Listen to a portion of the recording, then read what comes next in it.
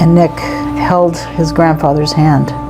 Like, I didn't know that he was mentally ill.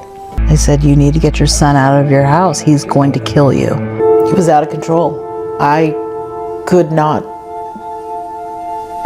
I couldn't reason with him. I tried tough love. I tried everything, but I didn't realize it was mental health until it started like rearing its head, and I kept thinking if he just gets off the drugs, everything will be okay. For parents around the world who are quietly living with fear, exhaustion, and hope all tangled together, the Reiner family tragedy did not feel like distant celebrity news. It felt personal.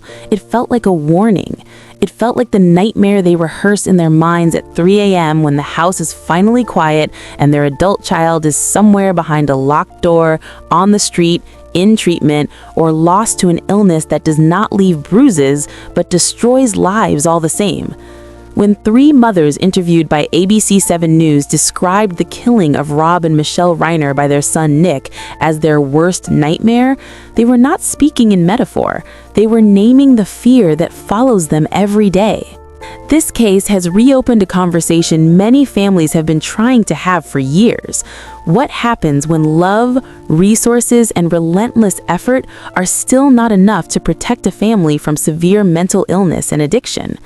Nick Reiner's story, as reported by ABC 7, The New York Times, and other outlets, is not one of sudden collapse. It is a long, painful unraveling. He publicly discussed his struggles with addiction and mental health more than a decade ago.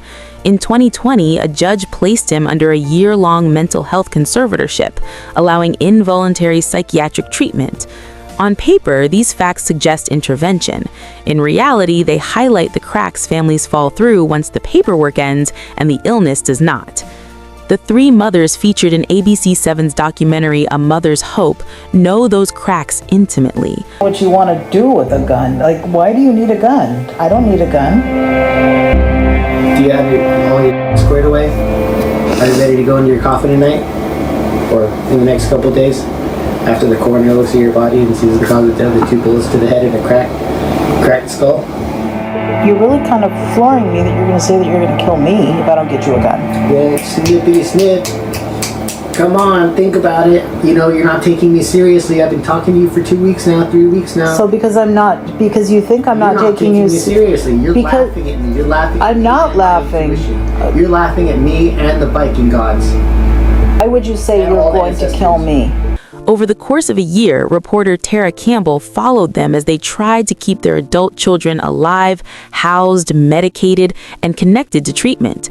Their reactions to the Reiner tragedy were immediate and visceral. They did not ask, how could this happen? They asked, why does this keep happening? Each mother recognized pieces of her own story in the headlines: the cycles of hospitalization and release, the struggle to prove someone is sick enough for help, and the terrifying moment when a parent realizes they can no longer control the outcome.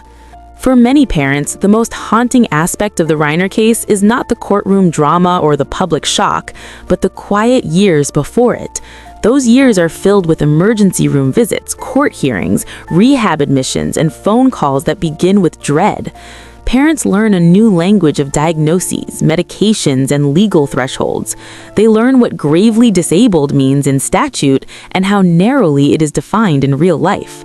They learn that once a child turns 18, love alone does not grant authority, even when the illness is severe and obvious.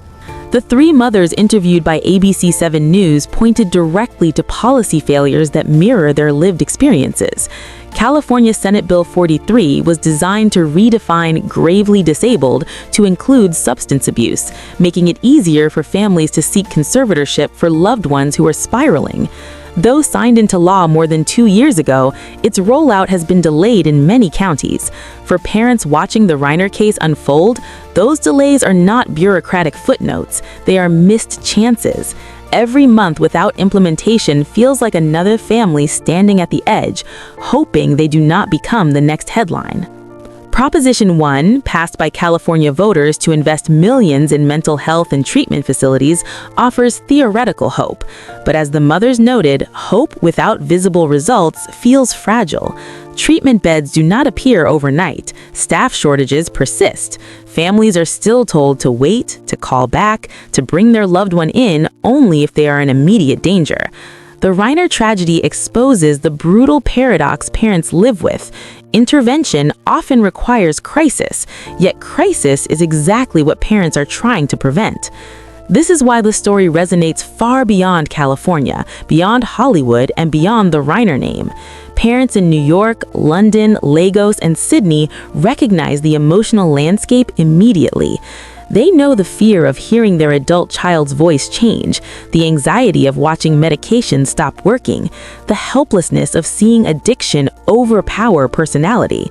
They know the shame that keeps families silent and the guilt that arrives no matter what decision is made. Intervene too hard and risk losing your child forever, or step back and risk something far worse. I, on behalf of Workman Jackson and Quinn, and with Mr. Reiner's understanding and consent, would ask to withdraw as counsel of record based on the conversation that we've had in chambers and the explanation that we've provided to the court in chambers.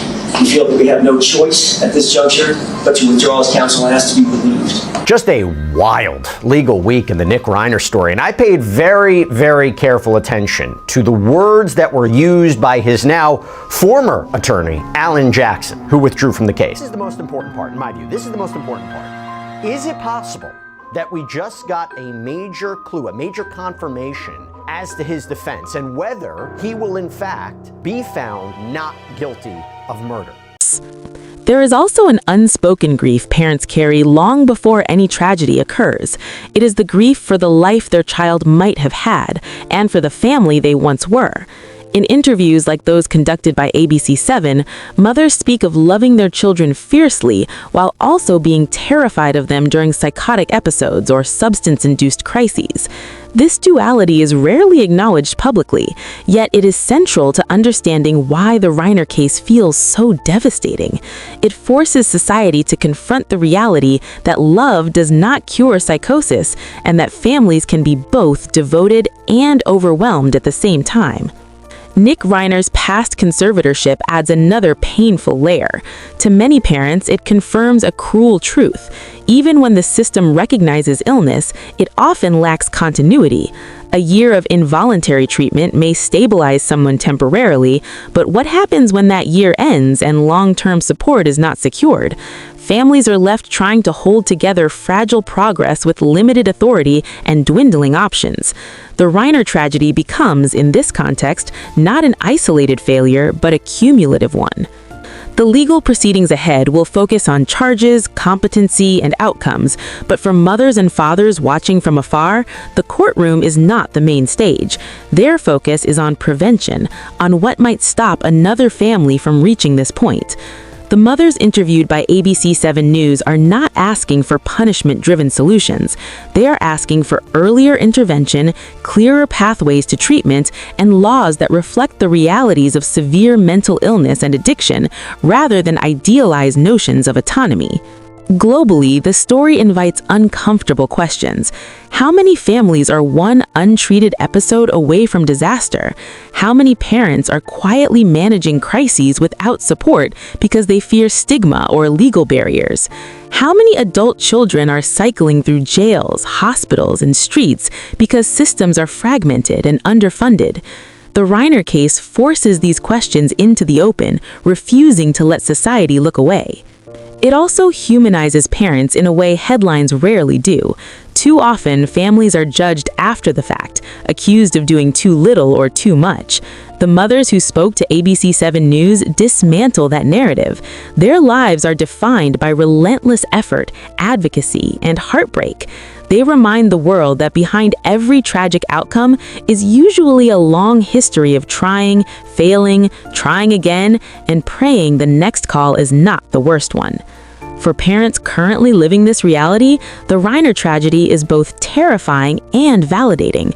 Terrifying because it shows how bad things can get. Validating because it confirms that their fears are not irrational or exaggerated.